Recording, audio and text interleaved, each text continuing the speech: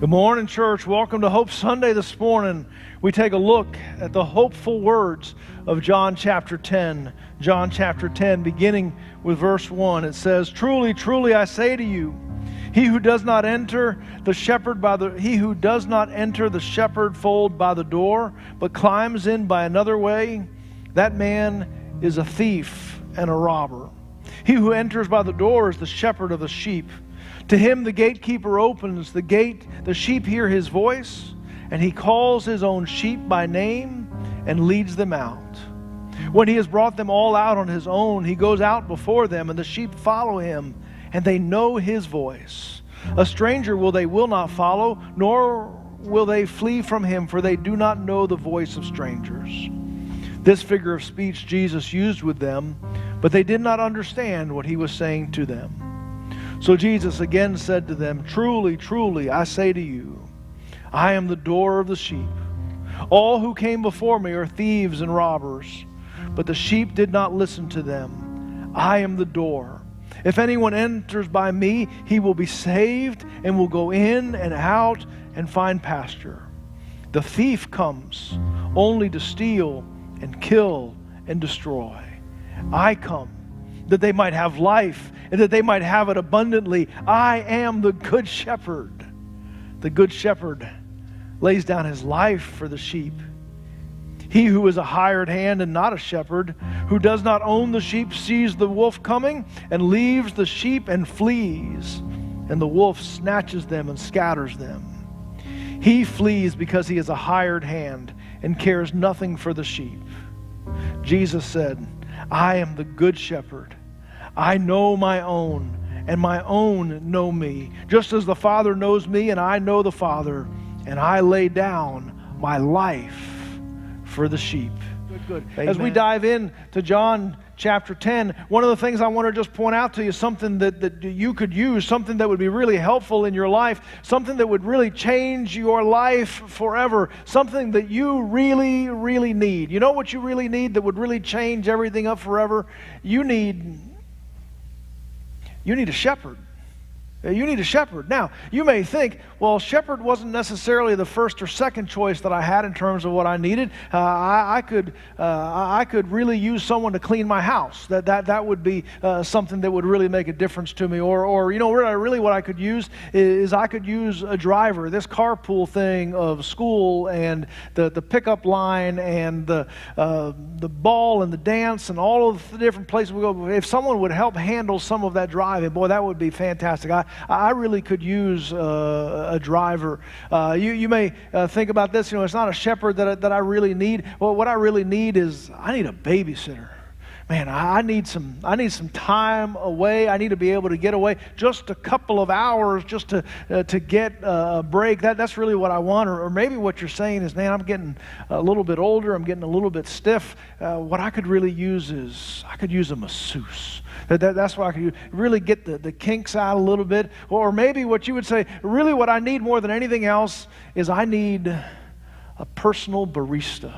I need someone who can make me that perfect cup of coffee several times a day, and just when I just kind of said, this is what I need, boom, it would be right there. That's what I really, really need.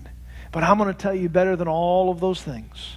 The thing that your life really needs, the thing that will really turn your life around, the thing that would make the biggest difference in your life today is a shepherd. Now, I got to be honest with you, shepherds are hard to come by. In fact, I did a search online this week. I hit Indeed, and I looked for shepherd in Hammond, and it says the search shepherd jobs in Hammond did not match any jobs whatsoever. In fact, I expanded that to a nationwide search, and it still came up with 0 jobs for shepherds across the entire country. Now, there's a bunch of companies named shepherds, or you can work for a guy named shepherd, but the actual job shepherd is really, really hard to find. People are not looking for shepherds, but what I'm telling you is the thing that you need more than anything else in life is a shepherd. But I've got good news for you. In fact, I've got great news for you. News that I can't wait to tell you about this morning. And that news is that Jesus is the Good Shepherd. who is calling you to be part of his flock. Jesus is the good shepherd who is calling you to belong to his flock. It's an amazing piece of news for your life. Now, it really would be kind of odd if you showed up someplace with a shepherd, wouldn't it? If you did hit the carpool line with a shepherd running shotgun with you, you kind of had a shepherd there to help you load the groceries into the car at Walmart. You just kind of always had, you pulled up at your cubicle at work and said, I'm going to need an extra chair, one for my shepherd that's going to be right here. It'd be kind of a strange kind of thing. I will tell you the truth, shepherds have always had kind of a strange role for a long time. If you take a look at biblical times, there were lots of shepherds around in biblical times. It was a pretty big deal. But it was also the kind of job that you didn't strive for.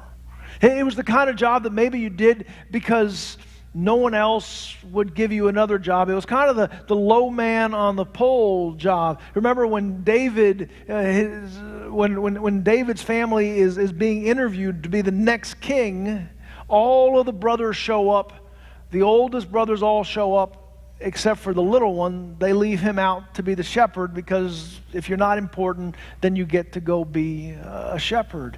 It was dangerous work where you had to protect against wild animals. It was uncomfortable work where you had to stay outside all of the time. It was difficult work hours because you had to work the overnight shift. That was part of the job there. And I don't know whether you know this or not, but sheep smell. And when I say smell, I mean not in a good way. They don't smell great. They smell terrible. And what happens is if you spend too much time with smelly sheep, you start to smell like a smelly sheep. In fact, all of these things kind of come together. These guys that lived outside of town, worked overnight, kind of were a rough kind of crew, smelled, didn't necessarily have the same hygiene routines that everybody else might have had because of the nature of their job, that when they came into town, I think when the band of shepherds came into town, there were a lot of people that said, cool, cool, and just try to casually slide to the other side of the street. Nothing personal, trying to make it kind of low-key so that nobody noticed. But it wasn't a glamorous thing to be a shepherd. But as you read the Word of God, shepherds keep showing up. Moses is a shepherd. He's a shepherd after everything else in his life has failed, but he is a shepherd. There's a prophet named Amos. He is a prophet. David, who is the greatest king of all of Israel, he is a shepherd. And in fact, in one of the most famous passages of all of Scripture, it tells us that God himself is pictured as a shepherd. The Lord is my shepherd. So you've got these mixed kind of images of what it means to be a shepherd. So on the one hand, theologically, shepherd is a big deal. Real life, I don't know about a shepherd. So it's interesting that when we come to John chapter 10, which is almost the halfway point of the Gospel of John, as we come to this place, we've been learning a lot about Jesus. We've been seeing the kind of things that he says, the kind of things that he does, the way that he treats people, the way that he reacts, the way that he reveals himself slowly, the miracles that he does, the teaching that he has performed. We're learning an awful lot about Jesus. And at the same time, we're watching the way people react to Jesus. Now, there are some folks that are like, wow, this is a big deal. Jesus is worth paying attention to. Jesus is really, really important. Jesus must come from God. But there are other people that are saying, Jesus is incredibly dangerous. Jesus is untrustworthy.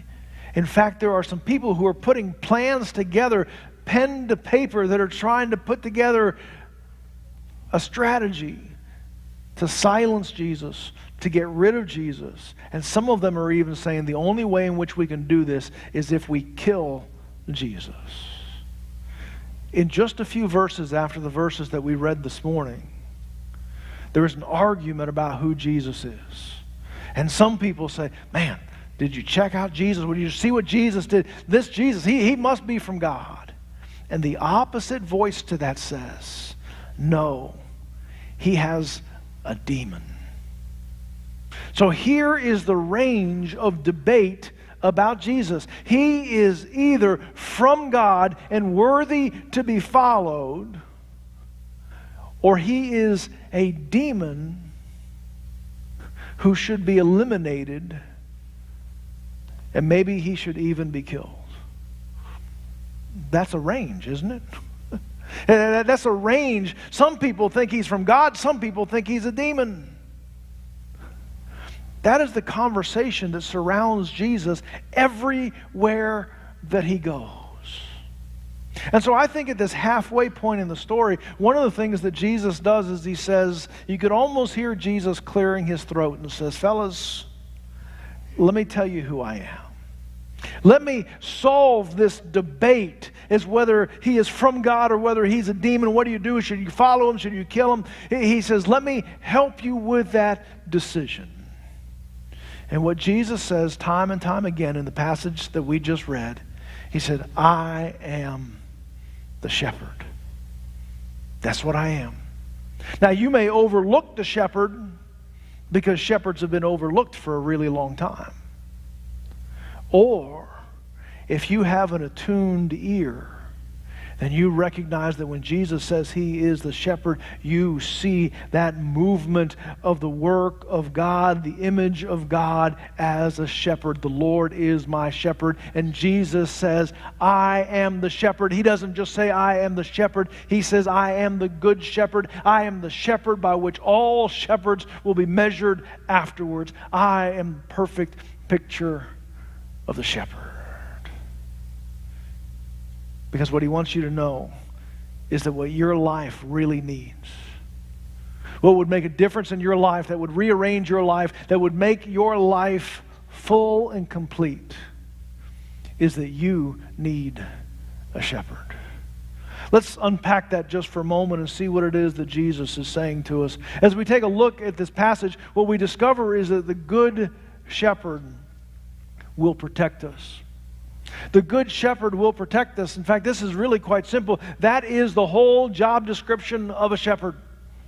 Protect the sheep. He doesn't have a secondary job. He doesn't have other side gigs that he's got going on. His whole job is protect the sheep. And in fact, you can measure the quality of the shepherd are. Are the sheep safe? Good shepherd. Are the sheep in peril? Bad shepherd. It's the whole job. And at the beginning of the passage that we looked at here, at the beginning of John chapter 10, there is the image of the sheep enclosure, the sheepfold, the sheep pen. And now this would be something that every once in a while they would gather the sheep together into one place. Sometimes more than one flock would be gathered into that place. And it was enclosed by walls. It would be enclosed by fence. Now the reason that they did that is because they had to keep the sheep safe. It was the assignment of the shepherd to keep them safe. And the fact that they needed those enclosures, that they needed those walls, they needed those fences, is a reminder that there are wild animals that are out there to do harm to the sheep. It's not just the wild animals, though. This passage of Scripture tells us that there are thieves and robbers that seek to do harm. And in fact, it's interesting, this image of thieves and robbers, I was looking at it and saying, okay, thief, robber, it's the same thing, but really it's actually giving us a little bit of a wider definition because it tells us that a thief is someone who will rob you because they trick you or they deceive you. They sneak up on you. They find an entry point that you hadn't paid attention to, and they sneak in there and they steal from you. Now, a robber, he punches you in the nose and robs from you. But both of these things happen in the world around us, don't they? There are people who deceive us, sneak up on us, trick us, that they manipulate some things around us, and all of a sudden they are doing us harm. There are others that come at a full frontal, and maybe it's physical, but maybe it's emotional, but whatever it is, man, it is a pop in the nose. And one of the things that I can tell you, the reason why you need a shepherd, is because the shepherd's job is to protect you, to protect your soul, to protect your life, to protect your spirit. There are wild animals. There are thieves and robbers. There are those that deceive us. There are those that want to pop us in the nose. Scripture tells us it's not only that.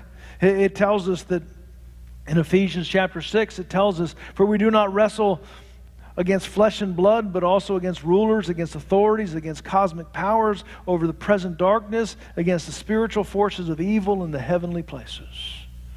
It's the animals, it's the adversaries, and even in the angelic realms of the spirit world, there are forces that seek to harm us on a regular basis. And Jesus says, I am the good shepherd. I will protect your heart, your life, your soul, the very essence of who you are. You need a shepherd. I would also tell you that the good shepherd loves you. That the good shepherd loves you. I love this section of the passage. In the middle section of the passage that we read here, it begins to talk about the personal relationship that the shepherd has with the sheep. Do you hear that? The shepherd has a personal relationship with the sheep. That's completely unnecessary. His job is to protect the sheep, make sure that the sheep are safe, basically make sure that number 59 is okay, and number 72 is okay, and number 6, oh, you know number 6, but got to make sure you take care of number 6. It just has to be a number. You just have to keep track of them. But the good shepherd, he has a relationship with each one of those sheep. Those sheep respond to his voice. The picture there is of the enclosure where you've got multiple flocks there, but when it's time for the good shepherd's flock to go, he calls out his name and says, all right, let's go. And out of all of those sheep, the ones that belong to him recognize his voice. They perk up and begin to follow. The sheep next to them that are not his, they just stay right where they are. But because they have spent so much time together and because they know of the care and the affection of the shepherd, as soon as that shepherd speaks, they know. They know that voice. It tells us that the good shepherd calls them by name. Man, if you had a bunch of kids, 3, 4 kids, I don't know how many kids you have, sometimes naming those kids is tough. I mean, sometimes you got names for them after they're born, but I mean the naming those kids. And sometimes you need one of those baby books to come up with the right number of names, and sometimes by the end you just name them after some relative, some random relatives, like you got to have a name. But what if your job is to name a couple hundred sheep? Is there a book for sheep names of 2022 that you can kind of look up and find out what to? Don't name the sheep after relatives. Just they're going to get offended. Either the sheep's going to be offended or the relative's going to be offended. Somebody's going to be offended when you do that. But the shepherd has an affection for each one of them, that he knows them by name. And he speaks to them and calls them by name. This is in contrast, Jesus tells us. He says, the thieves come, and they come to steal and to kill and to destroy. There are those that do that, don't they? Now remember, sometimes those thieves and sometimes those robbers, they come with deception. And sometimes they come and pop you in the nose. But Jesus has come, the outpouring of his love and affection for your life. But the contrast, those who are trying to come over the wall to your soul are coming for harm. Sometimes we don't always recognize that harm. And I don't mean to sound like a grumpy preacher, but I speak this from the experience that you and I have with people that we know and that we love. Sometimes somebody buys into a lie. Sometimes it's a lie that is anchored around some kind of substance, drugs, alcohol, that says, listen, this is where your freedom is. Man, if you will just embrace this, you will experience a whole version of you and a whole version of life that you can't imagine. Well, that's the promise that's made. But you and I know that sometimes when we pursue that so-called freedom, you end up in deeper bondage than you ever imagined that existed. Because somebody lied and said, this is where freedom is. I'm not saying that every person is going to land in that place. But I'm going to tell you that there are people that never imagined that they would land in the place where they've landed. In bondage. Because a thief came to steal, to kill, and to destroy. But sometimes it's not substance abuse. Sometimes it's relationships. Sometimes there is the lie that says, listen, whatever relationship you're in or whatever not relationship that you're in, listen, if you can just find the right person, you can just find that next person, that'll solve all the issues that are in your life. The reality is that sometimes a person can go their whole life just chasing what is going to be that next right relationship. Chasing. And what happens is they find themselves in more harm and more bondage the more that they chase and chase. Sometimes it can be a simple thing such as the promise of success.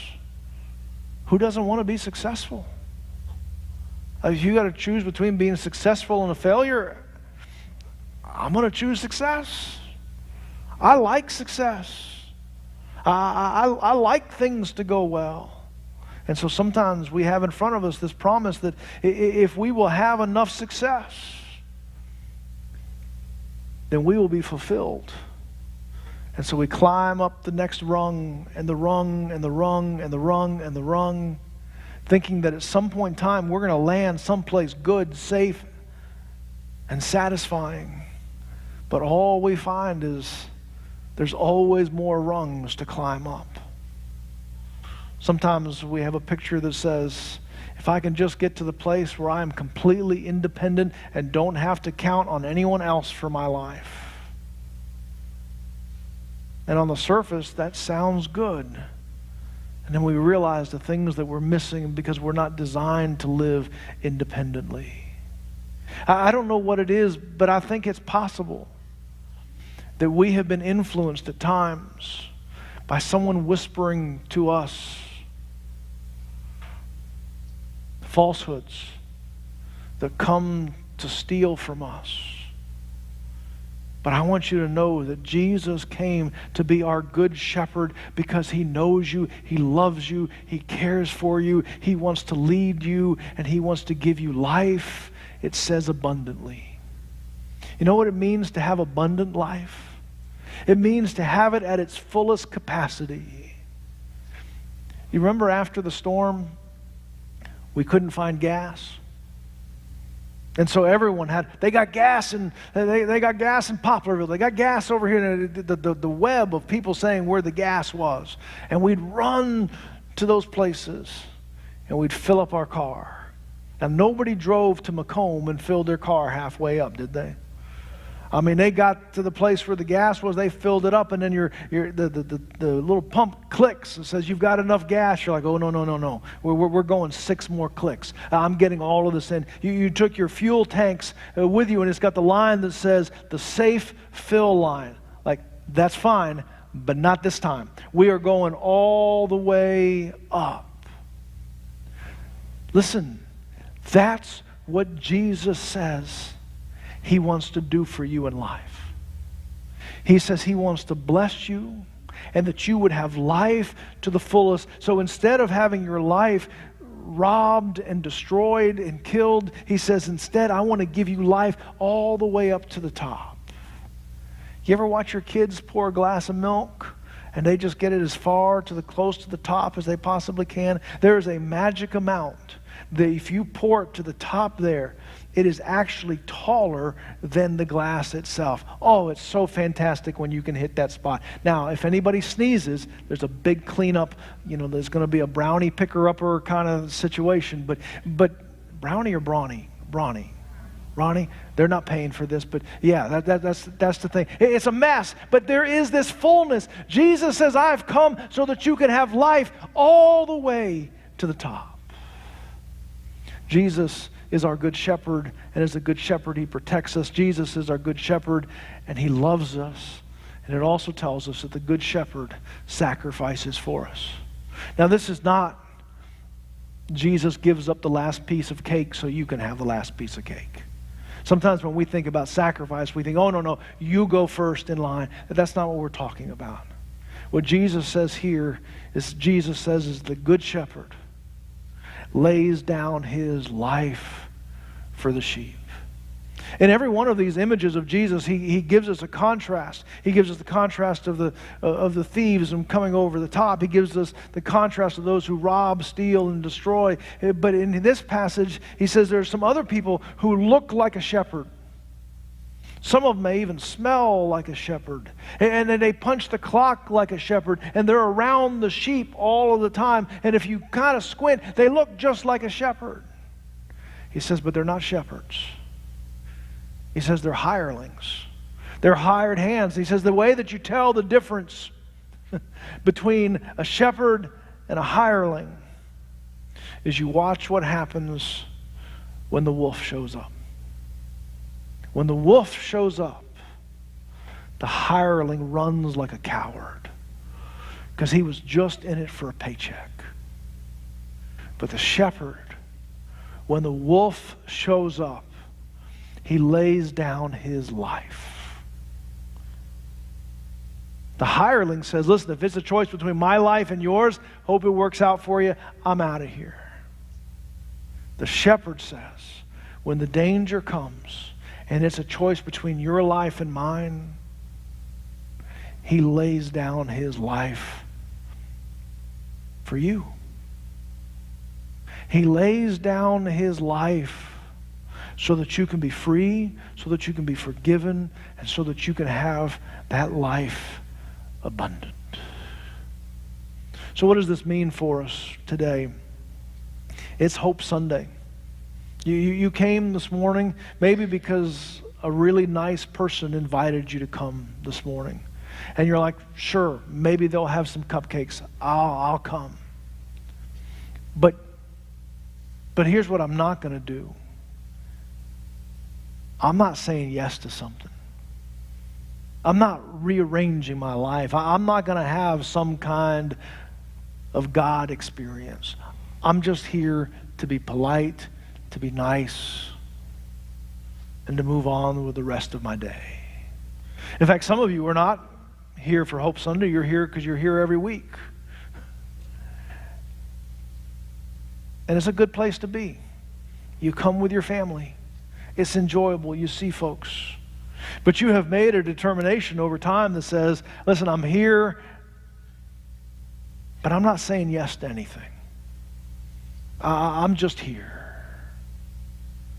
I understand that. And I understand that somebody might say that. But I guess I just have to ask, is it possible that the shepherd has arranged for that nice person to invite you and for you to say yes today to being here? Is it possible that that shepherd has arranged it so that you would say yes to him today? All of those things, all of the schedule at our church, all of the schedule in your life, the whole reason you're here today is so that you can say yes to him. The Gospel of John has been talking about the fact that if you will believe, you will be saved. That belief is putting your whole weight of your life saying, I bet my life on Jesus. I count on him to carry and to do the things that I can't do myself. And the Gospel tells us over and over again, believe and you'll be saved. Believe and you'll be saved.